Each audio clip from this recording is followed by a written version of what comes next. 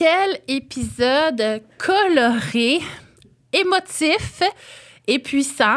Donc, je t'invite à écouter cet épisode où je suis avec ma belle gang de professionnels de la santé. On est venu discuter de préparation à la naissance. Qu'est-ce qu'on a aimé? Qu'est-ce qu'on aurait fait peut-être autrement? Et c'est parti dans tous les sens. Donc, je pense que ça va être confrontant comme épisode, parce qu'il y a beaucoup de choses qu'on croit, qu'on vient remettre en question. Donc, je t'invite à t'ouvrir les yeux, t'ouvrir les oreilles, t'ouvrir le cœur, entendre ce qu'on a à dire, puis ce qui te dérange peut-être, le digérer un peu, voir qu'est-ce qui vibre en toi. Est-ce que c'est quelque chose que tu souhaites peut-être faire différent, penser différent? Donc, passons différent, ouvrons-nous les yeux et je te souhaite une bonne écoute de cet épisode haut en couleur.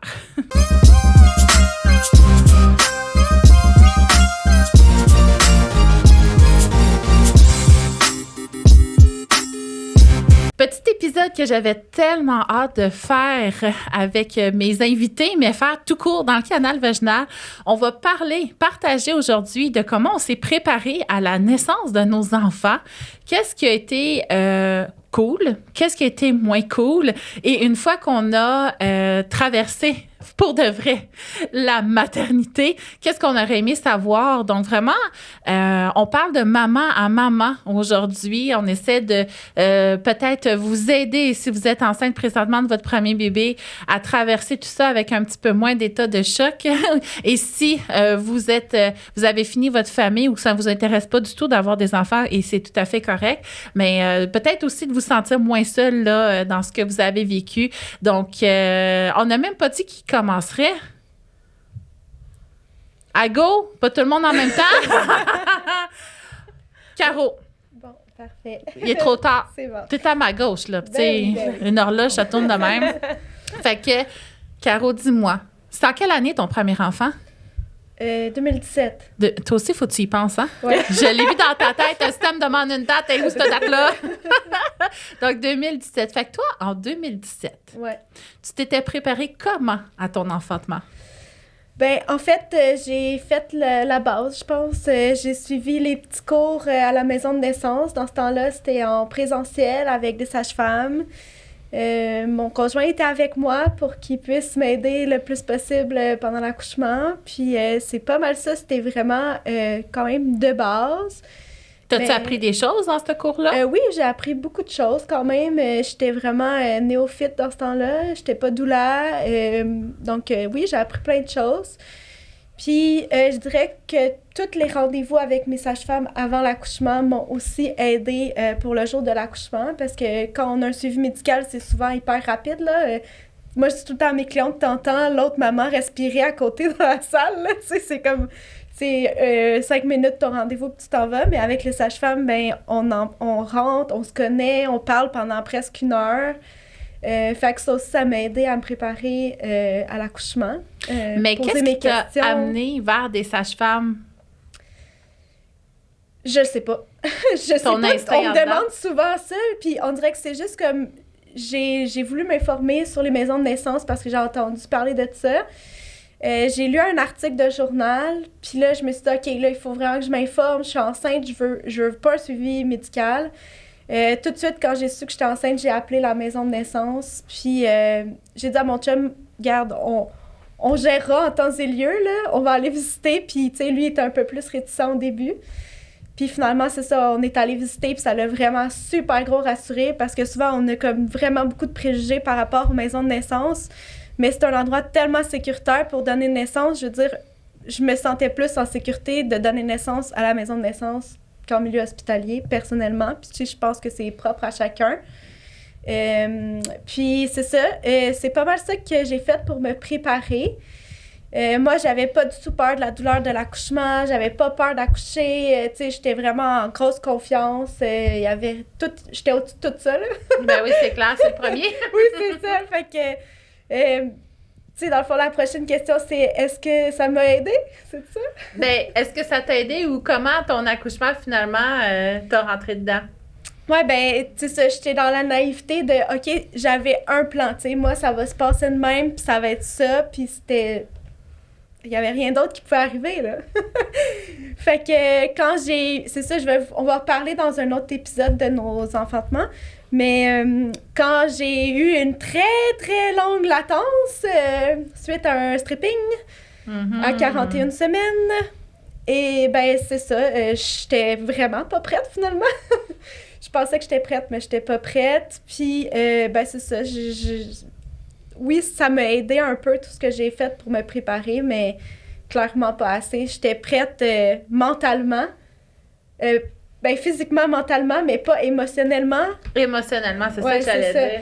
On nous prépare sur les étapes, mais on nous prépare pas... La préparation, comme de notre état d'esprit, de notre état émotionnel, c'est 80% de la préparation. Moi, c'est tout le temps ça que je dis à mes clientes. Oui, effectivement. Puis le soutien aussi, tu sais, mon chum, il était là, tu sais, puis ma sage-femme était là, mais mon chum, je veux dire, c'est pas ça son travail, puis, tu sais, il a fait de son gros possible, puis lui aussi est en train de vivre une grosse transformation, tu sais, les papas, je veux dire, eux autres aussi, là, ils vont devenir papas, puis ils ont la fatigue dans le corps, puis, fait que, c'est ça, je vais vous raconter plus tard, mais finalement, j'ai été transférée à l'hôpital. Mais si j'avais eu peut-être une petite douleur pour me dire « Let's go, t'es capable, tu vas le faire », ben, ça, c'est reconnu. Que ça aurait été différent, tu sais. C'est reconnu dans la littérature scientifique. Moi, je suis en train d'écrire mon livre là, sur grossesse et ma vulve là-dedans. Là.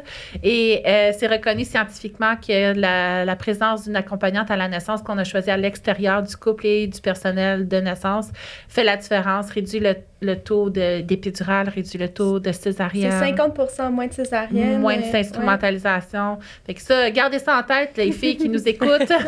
C'est important. Et le contrôle, hein, parce qu'on est habitué toute notre vie à contrôler tout ce qui nous arrivait. Tellement. Puis la maternité, je pense que c'est la première fois qu'on l'a pu pantoute, le contrôle, là. On pense des affaires, on prévoit des choses, puis ça s'est toujours passé selon ce qu'on s'attendait. Tu sais, comment qu'on est... notre anxiété, on la régit surtout, justement, en contrôlant le plus possible. Puis la maternité, finalement, c'est un coup de poing d'en face. Hein? Que tu contrôleras plus rien, ma fille. Nage là-dedans, dans l'incertitude. Nos bébés sont nos meilleurs enseignants, je pense. Ben oui, vraiment. On évolue beaucoup grâce à eux. Grâce à eux. Puis c'est ça, mon meilleur conseil pour vous préparer, c'est d'avoir une accompagnante à la naissance. Désolée, je prêche pour ma paroisse, là.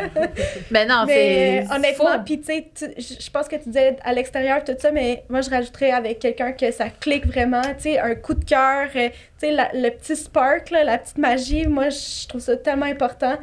Moi, je choisis juste des clients ou des clientes avec qui j'ai comme, OK, on se rencontre, puis on est déjà comme excités de continuer ensemble, puis tu sais, on a vraiment déjà développé quelque chose dès la première rencontre, la rencontre d'approche. Puis une accompagnante à la naissance va faire quoi concrètement dans une salle de naissance?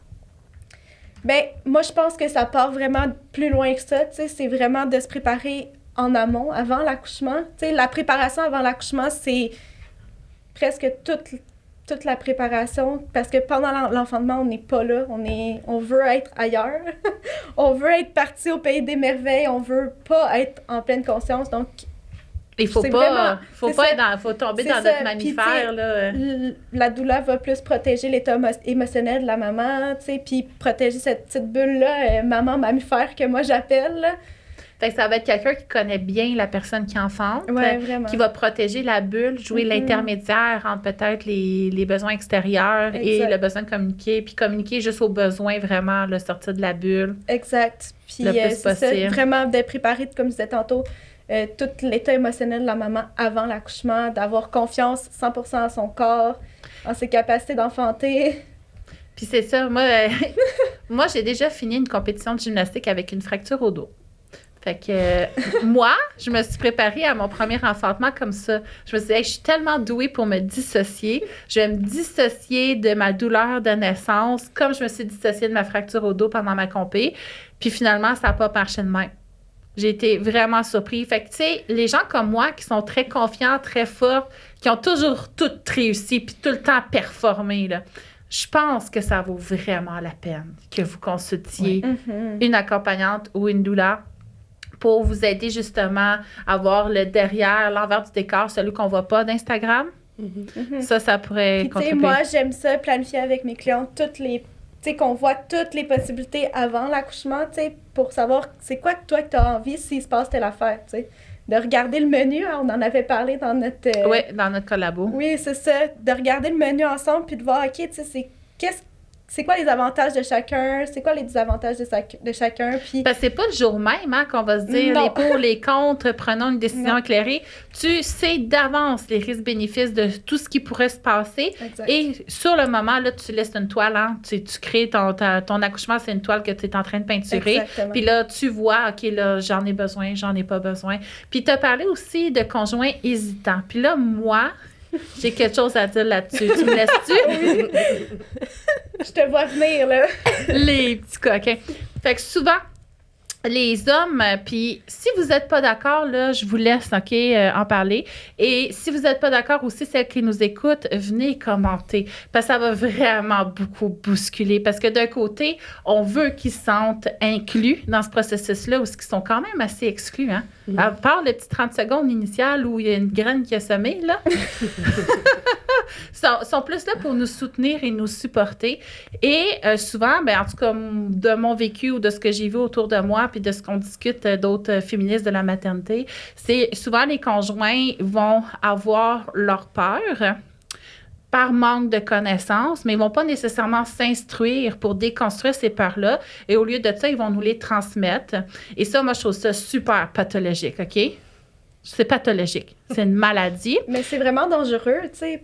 Ça peut venir vraiment nuire à l'enfantement? Ça peut nuire énormément à l'enfantement parce que s'il y a bien une chose qu'il faut développer quand on porte la vie, c'est notre confiance en notre intuition. Valider que notre instinct est bon, parce que toute petite, hein, là, je sais que je suis plus vieille que vous, mais tu sais, enfant, moi, on me disait, va dire allô, va donner un bec, fais pas ta sauvage, va répondre aux questions, fais pas ta sauvage. Fait que dès petite, moi, on m'a déconnecté de mon instinct, puis mon ventre me le disait, est-ce que celle-là, je le trosse pas, mais on m'obligeait à aller l'embrasser. Fait que toute petite, hein, on me dit, non, fais pas confiance à ton instinct. Fait que ça, c'est un enjeu, hein, qu'il faut qu'on analyse quand on enfante, parce que notre instinct va prendre une place prioritaire dans tout le reste. Les sciences biomédicales sont là. L'instinct est ici, là, OK? Les sciences biomédicales, c'est un outil, mais c'est pas à côté à l'instinct, c'est rien, là. Fait que c'est l'instinct. Fait que ça, déjà, tu connectes à ça. Et notre conjoint, quand il nous transmet nos peurs puis notre volonté de l'inclure, bien souvent, on va les prendre, ces peurs-là. Puis ça, moi, ce que je recommande à mes clientes, c'est de les refuser.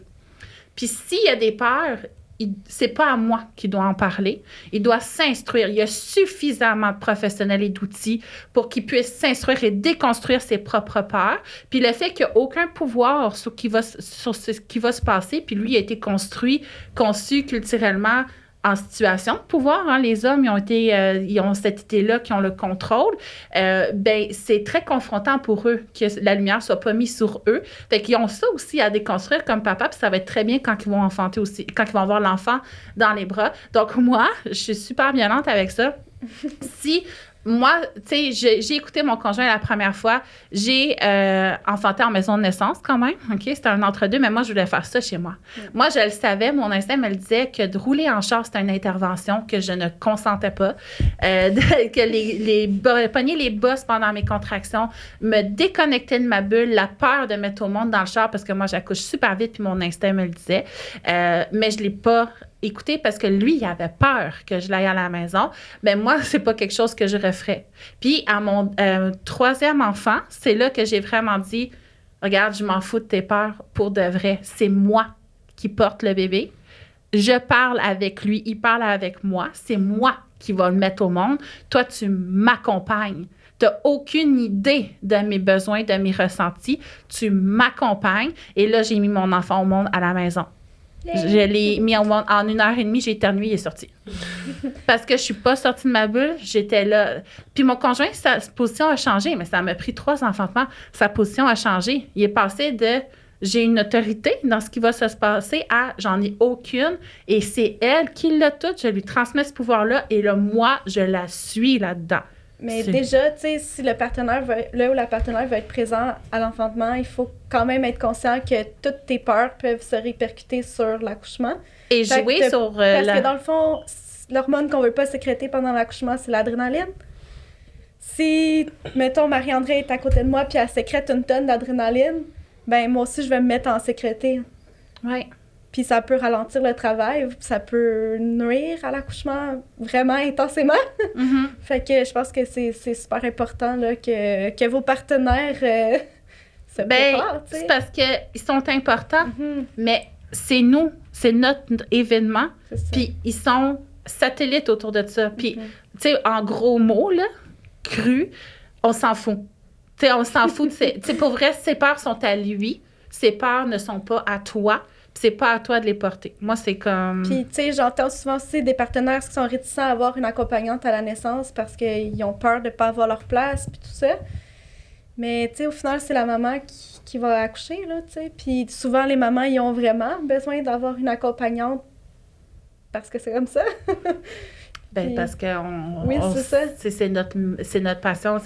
Puis, d'un autre côté, c'est pas autour de lui que ça tourne. Tu sais, c'est la mère qui enfante qui est le centre. Fait qu'il faut qu'il accepte ça, puis il va avoir tout l'espace du monde pour travailler son implication avec son enfant de plein d'autres façons, mais ce ne sera pas en prenant le contrôle de l'accouchement avec ses peurs, entre autres, et ses réticences. Fait que moi, mon chum, il n'a pas jamais pu dire oui ou non à quoi que ce soit d'autre. Quand j'ai catché ça, j'ai tout le temps enfanté à ma façon, à moi, puis ça s'est bien passé! Yay! Tu sais, quand t'enfantes pas pour les autres, là, je le vois, là, vous avez pas des choses à dire. Ben moi, je me demandais juste si Marie-André, elle aimerait ça réagir, parce que je pense que Marie-André, elle a peut-être le côté psychologique. Ben non, pas nécessairement, plus au niveau personnel, l'envers de la médaille, dans le sens que Marie-André, elle a eu un accouchement mais moi, avec... J'ai eu deux accouchements vraiment complètement différents, mais ce sur quoi je voulais réagir, mais moi, mon deuxième accouchement, quand tu parles du partenaire qui a des peurs et tout, moi, je m'excuse, mon amour, on était vraiment là-dedans, là.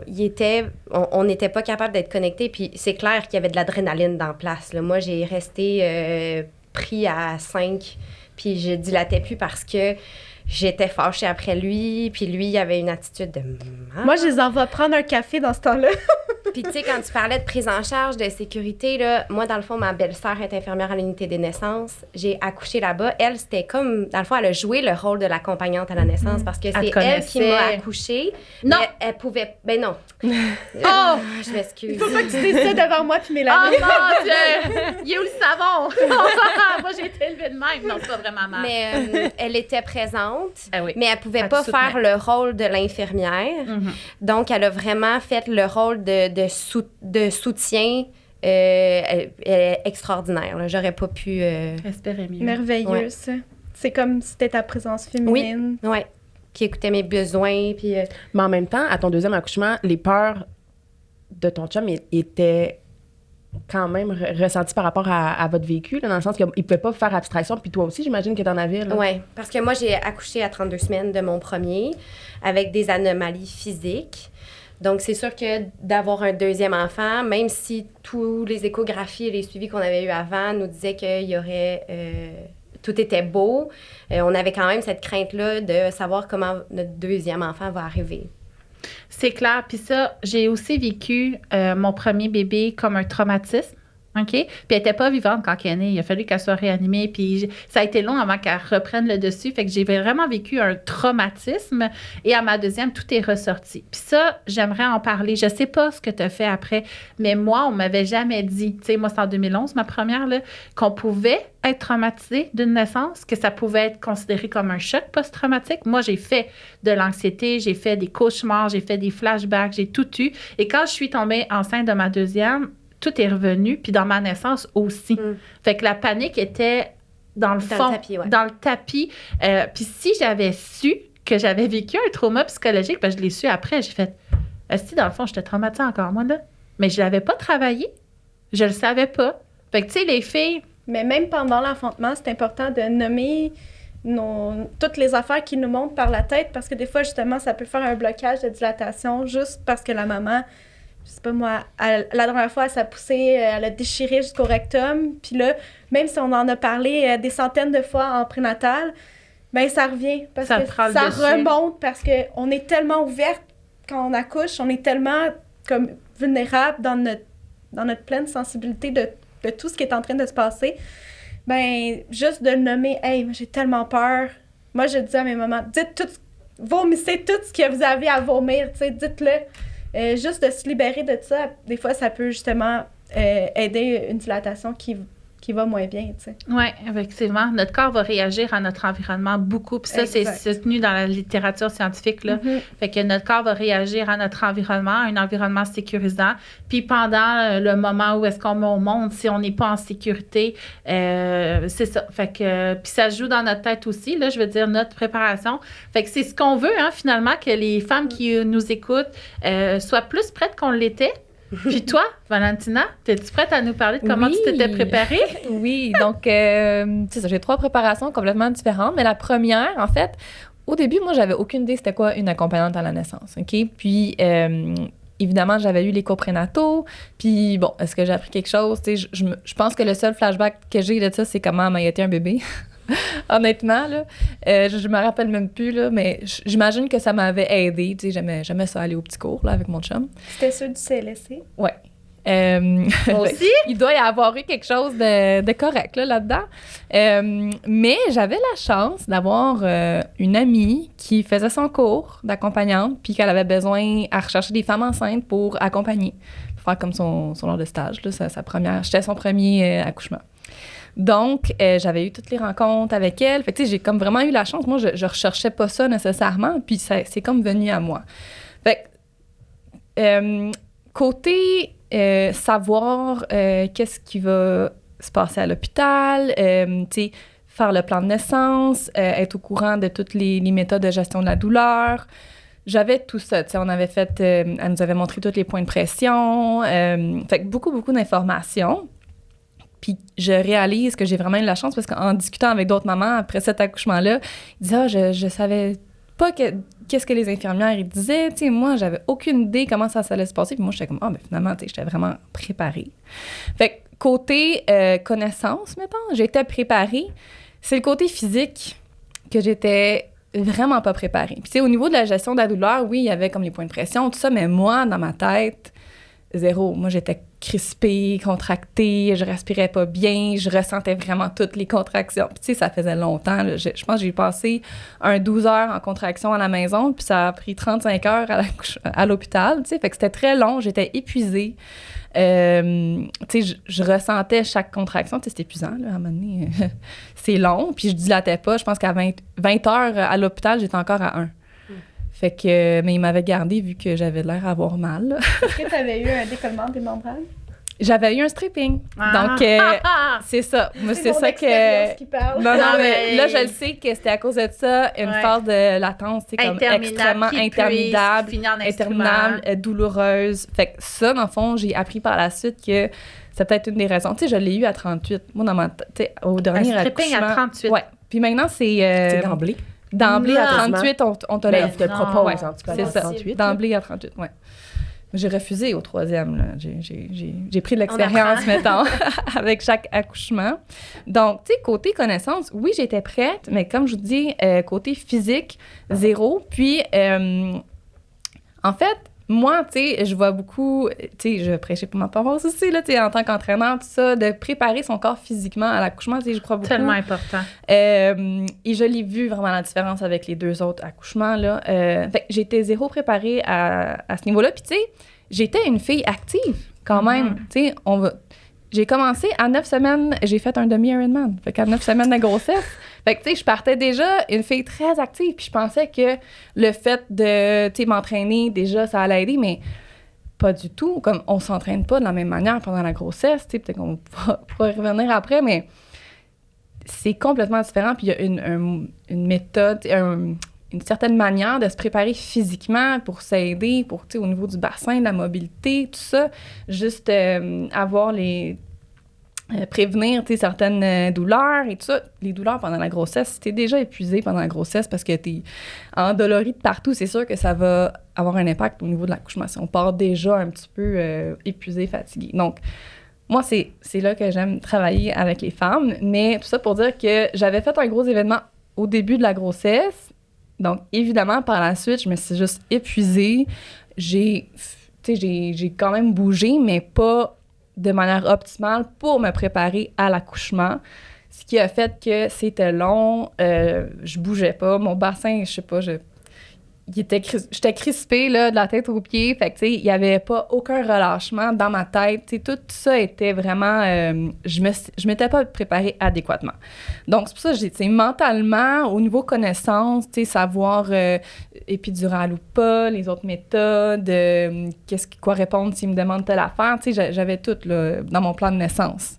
Mais bon, ça s'est pas passé comme je voulais. Tu sais, moi, je pensais ne pas prendre l'épidurale, mais oublie ça, là, après 35 heures. Là, je l'ai pris après 20 heures à l'hôpital. Fait que, tu sais, j'ai quand même essayé de retarder le plus possible, mais à un moment donné, j'étais épuisée complètement. Mon chum, il m'a dit... Je sais qu'ils n'ont aucun rapport dans la décision. Non, mais ils sont là! Mais il m'a dit, j'aime pas ça de voir comme ça. Tu sais, t'as l'air à vraiment souffrir. Puis, tu sais... Je l'ai pris par moi-même, la décision, puis ça m'a fait du bien par la suite. C'est un feedback bienveillant, là. C'est ça. Les choses, ils ont pas automatiquement... ils ont pas accéléré par la suite, là, mais en tout cas, ça a été plus long après. Mais c'est ça. Fait qu'il y a eu certaines choses correctes, mais il y a eu beaucoup de... J'ai pris de l'expérience avec cette grossesse-là et j'ai fait les choses différemment là, pour les autres, dont la préparation physique, l'entraînement... Tu veux-tu donner déjà une recommandation par rapport à la préparation physique? Bien, moi, je dis tout le temps, l'accouchement, c'est comme un défi sportif. Oui, c'est c'est un défi sportif. Donc, tu sais, par exemple, moi, en triathlon, je m'entraînais en natation, vélo, course. Je n'irai pas faire 3 heures de musculation pour faire un triathlon. Tu sais, on veut vraiment la spécificité dans l'entraînement. Donc, c'est de s'entraîner spécifiquement pour la grossesse. Donc, on a plusieurs changements corporels pendant la grossesse, le changement au niveau un déplacement au niveau du centre de masse, on a un déséquilibre au niveau de la posture qui peut engendrer tout plein de douleurs. Et de symptômes pelviens. Ben oui. Dans le fond, c'est ça. On veut aussi prévenir toutes les dysfonctions du plancher pelvien. Donc, on veut assurer une bonne posture, premièrement, pour limiter toutes les douleurs, les inconforts pendant la grossesse. Mais, tu sais, autant contraction du plancher pelvien que le relâchement, tu sais, on parle Kegel, mais on sait, là, c'est pas juste ça qu'il faut faire, là. On travaille aussi beaucoup dans le relâchement, tu sais, pour laisser tout aller, les exercices de mobilité pour que le bassin puisse être mobile pour laisser passer le bébé. Donc, j'en aurais trop de choses à dire pour comment s'entraîner, mais juste d'être spécifique puis d'avoir un entraînement adapté spécifiquement fait pour la grossesse. Tout comme un entraînement que tu aurais pris pour faire ton triathlon ou n'importe quelle compétition, ben tu prends un entraînement spécifique à la grossesse. Exactement. Vraiment important. Puis moi aussi, je l'ai vécu. Mon 3e, j'ai continué mon CrossFit jusqu'à la fin. Puis c'est lui que j'ai éternué et tombé dans le lit, là.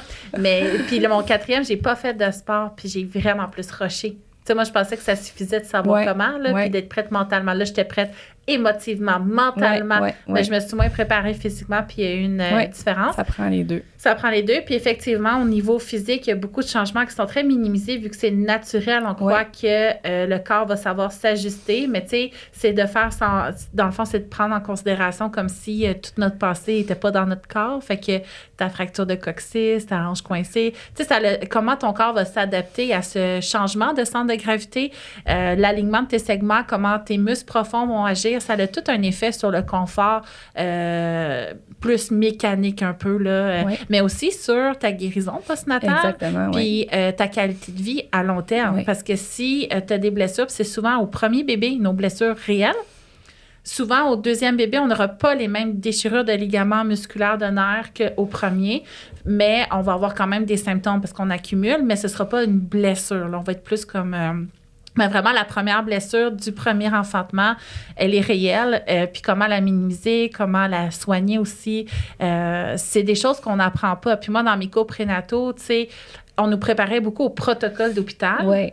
On ne me préparait pas à avoir un choix. On ne me préparait pas à comprendre les pour et les contre.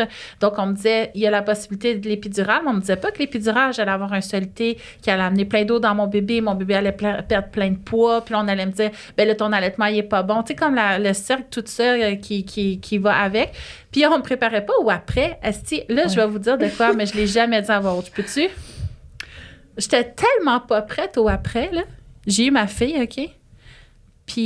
Puis là, vous allez dire, c'est évident, là, OK? Puis je suis consciente que c'est évident, mais on n'a pas changé sa couche. C'est comme si on n'était tellement pas prête au après, puis on était tellement surpris par tout ce qui est en train d'arriver on n'a pas changé sa couche. Puis quand les sages-femmes sont venues, je pense que c'est 24 heures après, ils étaient comme, hey, sa couche, elle serait due. J'étais comme, jamais dans ma tête, je me suis dit, il faut changer la couche de mon bébé. Jamais, jamais, jamais. Fait que, tu sais, c'est à ce point-là à quel point on n'est pas préparé finalement, là. Mais le corps, puis ça, tu sais, moi, je suis à jour, le côté lecture sur le corps pendant la grossesse, tout le pouvoir qu'on a là-dessus, puis sur l'effet que ça a sur notre qualité de vie à long terme, sur notre niveau de fonction, notre vie à notre image. Puis effectivement, là, moi, je suis vraiment là-dedans. Ouais, fait que il y a beaucoup de choses qu'on sait pas. Il y a beaucoup de choses qu'on sait pas. Comment ça qu'un ventre qui grossit, ça a des effets pelviens. On pense que c'est l'accouchement qui va avoir des effets plus tard, mais finalement, la grossesse, c'est là que notre remodelage se fait le plus. Fait que voilà, je vous sème des graines, mais tu sais, vous savez où me trouver si vous avez des questions plus précises. Mais sinon, est-ce que tu voulais ajouter quelque chose ou est-ce que quelqu'un voulait ajouter à Valentina? Bien, premièrement, tu sais, on parle beaucoup d'accompagnement à la naissance, tout ça, puis juste dire, ça prend le mental, mais ça prend aussi le physique, tu sais. Moi, il y a plusieurs femmes qui sont au courant, mais il y en a aussi pour qui il suffit juste de bouger, mais tu sais, moi, je dis vraiment aller plus dans le spécifique, tu sais, aller vraiment chercher quelque chose qui va vous préparer physiquement à l'accouchement, ça va beaucoup aider au déroulement de l'accouchement, là. En plus de l'accompagnement à la naissance que je conseille à 100%, que je n'ai pas pris au 3e bébé et que je regrette. Bon. En fait, j'ai pris une rencontre, mais je ne l'ai pas amené avec moi à l'accouchement, mais j'aurais dû. Ça aurait changé quelque chose, je pense. On va garder ça pour l'autre épisode. Ça aurait changé quelque chose. Ouais. Fait que comme soutenir ton corps, l'ouverture de ton bassin, là, on tombe dans le mécanique parce qu'il y a une grande composante psychologique, hormonale qu'on néglige tellement en préparation de naissance. Caro, je le sais. Mais il y a quand même un côté, parce qu'on va tout le temps voir l'accouchement comme mécanique. Puis ça, c'est mauvais. Mais c'est un côté, tu sais, c'est une sphère. Une sphère parmi tant d'autres, c'est ça. C'est parce qu'il y en a plein de sphères importantes, mais le côté mécanique l'est quand même, parce qu'il y a des effets à long terme quand même sur cette mécanique-là. Fait que soutenir notre centre de gravité, notre équilibre, comment soutenir notre dos quand nos abdos le font plus. Fait que, en tout cas, là, je vais arrêter parce que vraiment, moi, j'arrêterai pas sinon. Josée, comment toi, tu t'étais préparée à ton premier bébé? À mon premier bébé, je me suis juste pas préparée.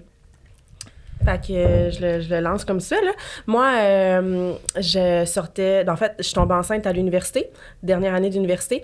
Puis, j'étais infirmière clinicienne. Fait que moi, je savais bien des affaires. Fait que je me suis dit, écoute, j'en ai eu là, des cours là, sur comment ça se passe un accouchement. J'en ai eu des cours sur comment on prend soin d'un bébé. J'en ai vu des accouchements. Fait que j'étais comme, c'est beau. Je suis capable, puis regarde, ça va aller comme ça va aller. Fait que, tu sais, oui, j'ai lu des livres, puis c'était pas mal ça, mais j'ai pas pris de cours prénatal en tant que tel, puis j'ai pas impliqué mon chum dans la préparation. Une chose que je me suis beaucoup voulu, mais je pense que ça s'est comme fait quand même naturellement, dans le sens que mon chum était... Ben encore aujourd'hui, là, mon chum est très easy-going avec ça, puis tu sais, il aime ça faire ses petites affaires, ça implique pas trop dans, tu sais, justement, dans ce qui est gestion. Naissance, puis ces choses-là, gestion, oui, zéro, là. Mais, mais bref, tu sais, il me faisait tellement confiance là-dessus que, tu sais, c'est comme c'est moi qui l'idée, puis lui, tu sais, il allait être là, mais c'est tout. Il allait être là, puis il allait après ça avoir le bébé, puis c'est tout. Fait que bref, je l'ai pas impliqué, puis ça s'est vraiment vu, là, autant pendant l'accouchement que le après, parce que on parle beaucoup de comment on s'est préparé à la naissance, mais moi, ce que je revendique le plus, puis peut-être parce que j'ai eu quand même relativement des beaux accouchements, là, fait que ce que je revendique le plus, moi, c'est le postpartum. Moi, c'est là où est-ce que j'ai eu beaucoup de difficultés. Puis je pense qu'à ce moment-là, mon chum puis moi, on n'était pas nécessairement sur la même longueur d'onde. Lui, il est retourné travailler. Comme on est revenu à la maison, puis il est retourné travailler le lendemain. Fait que j'étais toute seule. Tu sais, j'avais d'autres soutiens ailleurs. Là, moi, j'aurais pas eu 3 enfants si ça n'aurait pas été de ma mère. Mais, tu sais, c'est pas ta mère nécessairement que tu veux à ce moment-là. Là, c'est ton chum. Puis moi, je l'ai pas impliqué.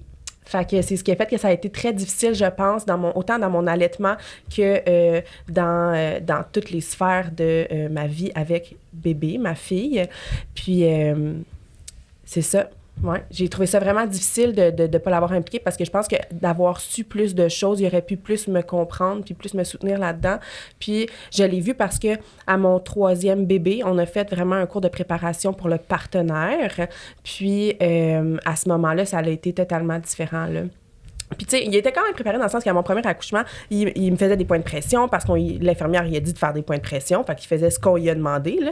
Mais, tu sais, au troisième, il me comprenait plus, je pense. Puis, il était doux. Puis, c'était plus beau. On était plus amoureux. Puis, tu sais, ça a mieux été à ce moment-là que... quand il savait zéro quoi faire. Là.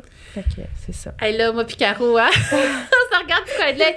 Merci de ton partage. Puis pour vrai, tu sais, là, déjà, je trouve qu'on a beaucoup de charges sur les épaules, on a beaucoup de responsabilités. Puis, tu sais, je ne l'ai pas impliqué. Moi, je pense pas que c'est toi, là. C'est lui qui agit comme passivement. Puis, tu sais, tu peux avoir un accompagnant passif ou un accompagnant qui est actif et intéressé, puis il a choisi le côté passif, même si tu l'aimes, là. OK? Puis c'est un bon gars. OK? Mais vous pouvez être mieux que des bons gars. Mais il y a une différence entre partenaire passif, partenaire actif. Ouais. Puis c'est pas à toi de lui demander de s'impliquer. Estique, là, tu sais. Mais ça, écoute, c'est l'histoire de notre vie. Dans le sens que mon chum, il est papa maintenant de 3 enfants, puis le chum que j'avais avant, puis le chum que j'ai maintenant, c'est une personne qui est totalement différente. Puis je pense qu'aussi, il s'est adapté à moi. On est 2 personnes qui sont totalement différentes. Moi, je suis quelqu'un qui est très humaine, très attachée à mes émotions, à mes besoins. Je suis très tactile et tout. Mon chum, zéro bien de bord. OK, mon chum, si j'y parlerais pas de mes besoins, il en aurait aucune idée. Puis, tu sais, fait que, tu sais, oui, je pense que c'est à lui de s'impliquer, mais en même temps, s'il le fait pas, tu sais, il me semble qu'il y a quand même une part de moi qui veut qu'il le fasse. Fait que c'est quoi la solution à ce moment-là? Tu sais, il faut quand même que j'aille y parler, que, écoute, moi, j'ai ce besoin-là et tout. Puis, tu sais, fait que, oui, je vais pas aller... Je sais pas comment le dire. Ça, je te dis, quand je dis, moi, je bafouille dans mes mots, là. Mais tu avais à nommer ton besoin. Ouais. Mais en même temps, tu sais, effectivement, mais nous, notre travail à nous, quand on est enfant, je pense que c'est se ramener en dedans de nous. Mm-hmm. Tu sais, au lieu d'être tout le temps en train de faire plaisir aux autres, le gros devoir de la maternité, c'est de se ramener en dedans de nous. Fait que ça, c'est notre défi à nous. Mais leur défi à eux, de par leur conditionnement culturel, c'est d'avoir plus d'introspection, de développer leur empathie, de développer leur maturité émotive. Puis ça, c'est dans leur conditionnement à eux, puis c'est leur travail à eux. Puis ça va pas leur servir juste à nous soutenir mieux pendant la naissance de notre enfant, mais aussi à agir mieux avec nos enfants, puis qu'on brise le cycle d'éducation. Là, je vais te laisser parler après, là, mais notre cycle d'éducation qui est tellement, tu sais, on n'est pas sur notre X, on sait pas quoi faire de nos vies, on est tous sur médication ou presque, tu sais. Tu brisais un petit peu de ça, tu nous souhaiter mieux à nos enfants. Fait qu'on a notre responsabilité de nommer, puis ça, c'est notre défi à nous. D'être en dedans de nous, de se dire, aïe, je le file pas, j'ai besoin de ça, mettre nos limites, puis le dire, c'est notre défi. Mais ils ont un défi à eux. Puis eux, c'est de développer leur empathie, leur introspection, puis leur, tu sais, leur responsabilité dans leur propre vie. C'est leur défi à eux. Est-ce que tu... Ah ben là, je t'ai vu, tu voulais dire quelque chose, hein? Moi, je voulais juste rebondir sur le fait que tu as dit, c'est l'infirmière qui venait comme montrer à mon chum comme quoi faire. Mais, tu sais, moi, je suis constamment dans les hôpitaux ces temps-ci, ben tout le temps, là, parce que j'accompagne de naissance. Puis, tu sais, c'est pas toujours possible en ce moment. Fait que, tu sais, si vous nous écoutez, vous êtes enceinte, puis vous pensez comme la pensée magique de beaucoup de parents de dire « Wow, l'infirmière va être là, elle va nous dire quoi faire, elle va nous guider, elle va faire des points de pression, elle va m'aider. » Je m'excuse, mais c'est vraiment pas la réalité en ce moment. Puis c'est pas de la faute des infirmières, tu sais. Je parlais avec une infirmière qui me disait « Une chance que t'es là, j'ai trois patientes en travail quand c'est supposé d'être du 1 pour 1. » Une réalité de gestion dans les hôpitaux qui favorise pas ce soutien-là que tu as peut-être réussi à avoir? Ben en fait, moi, tu sais, il a montré une fois, puis ça a été ça. Là, puis lui, après ça, c'était ça qu'il faisait. Il y a une mission. Oui, c'est ça, exactement. J'ai mon plan, il est fait. Fait que, tu sais, elle était pas plus là. Puis, tu sais, c'est pas parce que les filles veulent pas. Tu sais, ils peuvent pas. Exactement. Ils peuvent pas. Tu sais, c'est impossible. Puis, tu sais, dans le fond, c'est ça. Souvent, les parents, ils sont comme, ah, c'est pas grave, tu sais, je vais arriver, je vais me faire prendre en charge, puis tout ça. Mais c'est pas ça la réalité. Tu sais, moi, je vois. Parce que, je sais pas pourquoi, mais toutes les portes des hôpitaux restent ouvertes. Moi, je ferme tout le temps la porte de ma cliente, mais... Fait que, tu sais, mettons, je m'en vais chercher de la glace, je vois les portes ouvertes, les lumières ouvertes, la maman qui crie, puis il y a personne pour l'aider, tu sais. Ouais. C'est vrai, ça me donne juste le goût de dire, OK, je vais t'aider. Ouais. Mais... Fait que là, toi, prends-en 3. Ben, c'est ça. Là, sépare-toi, puis tourne avec l'infirmière en Ben, rond. j'aimerais là, vraiment n'importe. ça, mais c'est ça, tu sais. Moi, je suis comme, OK, une chance que je suis là pour mes clientes, parce que c'est ça, c'est impossible. Peut-être qu'un jour, Oui. il y aura des doulas d'emblée. Pas travailler dans les hôpitaux. Non, mais t'imagines Pas pour le système. Pas pour le système, pour la femme, Oui, pour mais la femme, oui. payé par le système. Ah, ça serait correct. Ça serait correct? Mais on aurait des comptes à rendre au système, c'est ça le problème. Ouais. C'est ça qu'on veut pas. Ouais. Parce qu'on veut travailler pour les parents et non Ouais. pour le système. Ouais, je comprends. Puis, tu sais, oui, tout le monde devrait avoir la chance d'avoir une accompagnante, tu sais, c'est... Ouais, financièrement, Oui, c'est ça qui est l'enjeu. Mais tu sais, il y a quand même Mais ça vaut la des peine. trucs, là. Il y a justement des doulas qui font des stages, des doulas comme moi qui sont naturopathes qui peuvent émettre des reçus d'assurance. Il y a des doulas qui vont faire des accompagnements pro bono, fait que, tu sais, comme gratuitement, Mhm. pour offrir à certains parents qui ont des besoins. Des enjeux financiers. Oui, il y a des organismes comme MAM qui offrent aussi des doulas comme gratuitement ou presque. Fait que, tu sais, il y a comme vraiment un peu... La possibilité. Ben, c'est bien que tu dises, parce que je ne savais pas. Est-ce que j'ai le droit de plugger Trouve ta doula accompagnante à la naissance Québec Tu peux sur tout le temps Facebook? plugger tout ce que tu veux ici. Ouais, c'est bon. Fait que vous pourrez aller sur Trouve ta doula accompagnante à la naissance Québec sur Facebook. Ouais. Puis il y a comme des doulas pour tous les goûts. Ouais. Ben écoute, merci de nous parler de ça. Moi, OK, c'est bon, je l'ai dit, conditionnement culturel. Je m'excuse, hein, Josée. C'est pas contre ton chum, mais c'est tout le temps, tu sais. Ben oui, mais c'est Tu correct. vois. Puis tu sais, on a évolué là-dedans aussi, là, dans le sens Ben où, tu sais, oui, moi, j'ai eu on 3 bébés, là, grandit. fait que de mon premier bébé à aujourd'hui, tu sais, le dernier, c'était totalement différent. Puis c'est correct, puis c'est une réalité de ce que c'était, là. C'est vrai que quand on a commencé notre parcours, mettons, de la parentalité avec mon chum, c'était totalement différent, là. Puis on grandit, nous, comme femmes, mais eux, comme hommes aussi. Tellement. Puis le problème, c'est si, mettons, il y en a un des deux qui grandit pas, là, on s'en va en psychoède, hein? Ou qui bloque au changement. Mais oui, c'est un beau processus. Puis d'en parler, tu sais, des femmes qui l'ont vécu, de le nommer. Après ça, moi, je m'imagine, tu sais, j'aurais entendu du monde parler comme on parle aujourd'hui à mon premier bébé. Je me serais dit, bon, je vais faire plus de sport, effectivement. Ah, faut que je me prépare émotivement. Les peurs de mon chum, c'est sa propriété. Moi, c'est quoi mon rôle à moi? Comment je dois changer? Ça aurait tellement été plus clair dans ma tête, le plan. Moi, ça aurait été ça, mon plan idéal de naissance. Ça aurait été de savoir c'est quoi mon rôle, le rôle à mon chum, c'est comment je me prépare. Puis ça aurait fait une méchante différence. J'aurais pas été traumatisée. Puis je suis certaine que ma fille, tu sais, là, faut pas tout le temps, parce qu'on grandit, puis on fait avec la culture, puis l'époque qu'on est, mais je suis convaincue que moi, ma fille aurait respiré en sortant si j'avais tout su ce que je sais aujourd'hui, tu sais. Fait que voilà. Et là, Marie-André... T'es-tu prête? Oui, oui. Parce que toi, c'est ça, bébé 32 semaines, c'était un peu Premier tôt, bébé, pareil. 32 semaines. Fait que moi, j'en avais pas de préparation. De toute façon, j'étais un peu dans l'idée de dire, ben, je vais me présenter, puis On va me prendre je en vais charge. avoir mon bébé. C'est ça qui va se passer.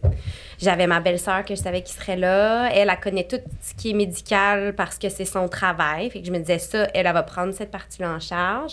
Puis moi, ben, je vais me présenter, puis je vais avoir mon bébé.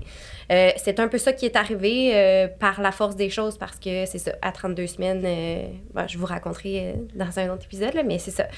Et puis, tu sais, on parlait de traumatisme, mais moi, j'ai été traumatisée de mon premier accouchement, mais c'était quand même le plus beau. Parce que à mon deuxième, j'ai pas réussi. Tu sais, au premier, on sentait l'urgence, c'est qu'on a vraiment été capable de faire équipe, d'être dans un cocon amoureux. On sentait l'urgence. Il y avait beaucoup de monde dans la pièce, et beaucoup de médecins, beaucoup de spécialistes parce qu'on savait pas s'il allait respirer, on savait pas s'il y avait tout. Là, ils me donnaient des médicaments pour les poumons, pour le cerveau, pour ci, pour ça. Fait qu'on a vraiment, à travers tout ça, été capable de faire notre cocon. Puis je l'ai eu sans épidural, mon premier. Fait que moi aussi, là, mon chum était vraiment à fond dans les points de pression, dans l'encouragement, dans le soutien. Fait que c'était vraiment le plus bel accouchement, mais aucune préparation. Vous étiez partenaire dans l'urgence, finalement. Oui, Fait que vraiment. ça, c'est un beau lien qui donne confiance, hein? Puis ça nous a aidés pour toute la suite aussi avec les complications de mon bébé.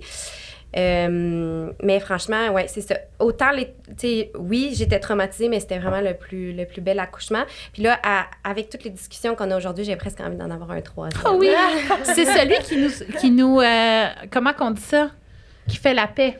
Ouais. En tout cas, moi, ça a été ça. Toi, ça a été ça, Caro? Ouais. Moi, j'ai fait la paix au 3e. Je sais pas vous, les 2 autres. Tellement, c'est vrai. Parce qu'on se connaît c'est ça. mieux. Notre conjoint et nous, on a évolué. Ouais. Les deux, on se connaît mieux. Puis là, on devient des alliés. Là, toi, tu as été allié de force parce que vraiment, il y avait une situation médicale incroyable. Ouais. Mais moi, je l'ai senti qu'on était enfin des alliés pour la 3e fois. Puis tu sais, c'est pour ça qu'on en parle, hein, pour espérer que les femmes soient alliées dès le premier. Dès le début, ouais. Ça serait le fun qu'ils ne soient pas traumatisés du premier. Mais ça se peut. Moi, j'ai accompagné plein de premiers bébés où est-ce que c'était leur accouchement de rêve. Ben oui, parce qu'on prend parole.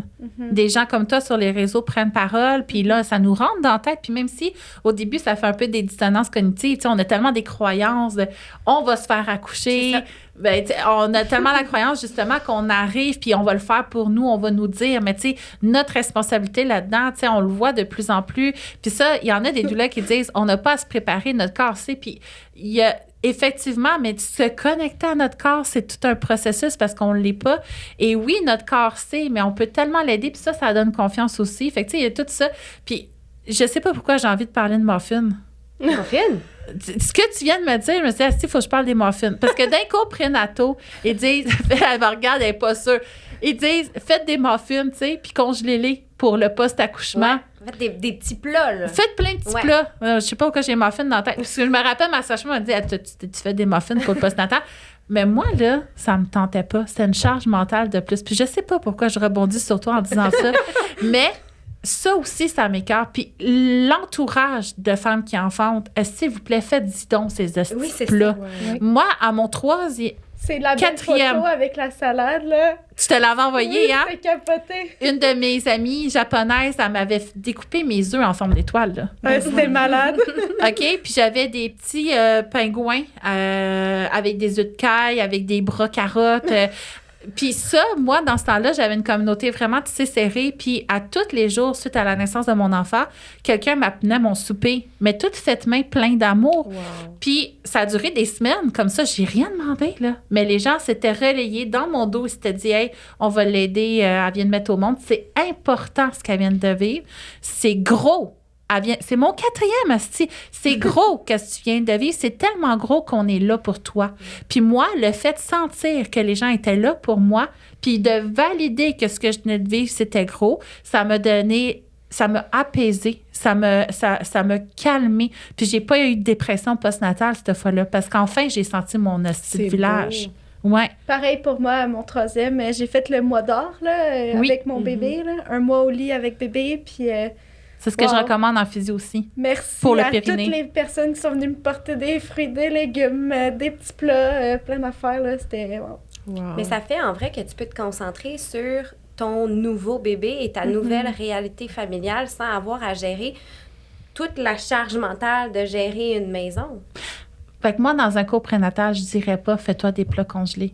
Je dirais, dis à ton entourage de t'amener à bouffer. Et puis ça, moi, j'en parle dans les capsules sur la plateforme de nommer ton besoin dans, justement, les mois qui suivent l'accouchement. Parce que ton besoin, là, c'est peut-être pas nécessairement que quelqu'un vienne prendre soin de ton bébé. Ben non. Moi, je veux en prendre soin de mon bébé, mais je suis tannée de voir mon plancher sale. Oui. Fait que viens laver mon plancher, ça va m'aider. Le jus qui a coulé dans le frais, je veux pas le nettoyer. C'est ça. Prends-moi pas mon bébé pour que je le nettoie, Calique. C'est ça. Tu sais, non, mais je suis vraiment d'accord. Puis ça, c'est culturel, parce qu'on regarde partout ailleurs comment les femmes mettent au monde. Au Japon, par exemple. Au Japon, justement. Au Japon, ils sont très rigides dans le postnatal, mais ils ont même des hôtels postnataux. Je suis vraiment jalouse. Puis c'est comme une idée. Je pense qu'un jour, c'est ce que je vais faire. Là, je le dis, puis j'aurai plus le choix, là, mais des hôtels postnataux où est-ce que vraiment tout le reste est géré par tout le monde, puis la maman est en train de créer son lien avec son bébé, et de guérir. C'est la seule chose qu'ils ont à faire. Découvrir ce nouvel humain-là que tu viens de créer et te soigner. C'est tout. Tout le reste est géré autour. Puis quand tu vas pas à l'hôtel postnatal, ben c'est ta famille qui va le faire. Tu vas même vivre chez tes parents. C'est ça, puis ça se prépare, tout ça. Tu sais, moi, j'avais 2 autres enfants plus vieux, puis mon conjoint, tu sais, mais on avait comme tout parlé de ça avant. J'avais parlé justement de c'était quoi mes attentes, puis justement diminuer mes attentes aussi par rapport à tout ce qui allait devoir se faire dans la maison, tu sais. Ben, tu sais... La pile de lavage qui s'accumule, on s'en fout, là, tu sais. Ben oui puis non, là, parce que tu le sais, hein, plus t'accumules d'enfants, plus elle devient grosse vite, là. Mais non, mais dans le sens que, tu sais, je savais que ça allait être fait un jour, mais tu sais, comme, c'est correct c'était que ça soit pas toi. fait exactement comme moi je l'aurais fait, tu sais. Tant qu'on se force. Tant que les personnes autour... Fait que c'est culturel. Exact. Fait que, tu sais, oui, de le nommer, mais ce serait le fun qu'on le nomme pas. Parce que ça ferait partie de notre culture, tout simplement. Ouais. Fait que toi, ta recommandation, ce serait peut-être justement d'être plus sur la même longueur d'onde avec le partenaire. Ouais. Ce serait ça, hein? Ouais. De bien nommer, c'est plate qu'il faut qu'on le nomme, mais oui, de bien nommer ce qu'on a de besoin pour pouvoir être sur la même longueur d'onde. En même temps, si on fait le travail de le nommer puis qu'on fait changer les choses, peut-être que nos enfants, ça va faire partie de leur... de leur réalité à eux. De leur réalité à eux. Mm-hmm. Ah, je suis contente de cet épisode-là. Hey, on a-tu brassé de la merde? Est-ce que quelqu'un qui a envie de dire quelque chose pour conclure parce qu'il s'en est dit des affaires? Avez-vous quelque chose à rajouter? Quelque chose que vous avez sur le cœur ou pas vraiment? Non, ça va. Ben, peut-être, tu sais, hey, on est enceinte, là. Prends soin de toi, tu sais, c'est le temps de mettre toute ton énergie sur toi, là. Je veux dire... Puis pas performer. Oui, aussi. T'es pas obligé de performer enceinte, performer ta grossesse, performer ton postpartum, performer tes enfants. Ça, là, moi, ça a été quelque chose, hein, parce que j'ai toujours performé. Toujours performé. Puis là, d'arriver dans la vraie vie, être... Moi, je savais même pas comment être. Qu'est-ce que j'aime vraiment?